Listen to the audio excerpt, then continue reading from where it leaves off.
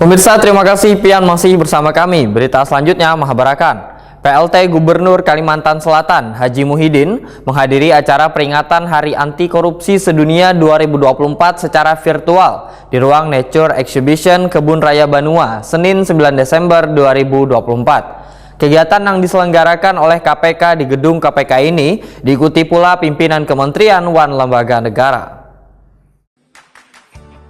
PLT Gubernur Kalimantan Selatan Haji Muhyiddin menghadiri acara peringatan Hari Anti Korupsi Sedunia 2024 secara virtual di ruang Nature Exhibition Kebun Raya Banua, Senin 9 Desember 2024. Di sela-sela kegiatan KP Morning, Haji Muhyiddin menyempatkan untuk hadir bersama jajaran Kepala SKPD di lingkup pemerintah Provinsi Kalimantan Selatan di peringatan Hari Anti Korupsi Sedunia yang diselenggarakan oleh KPK di gedung KPK yang diikuti pula pimpinan kementerian wan lembaga negara.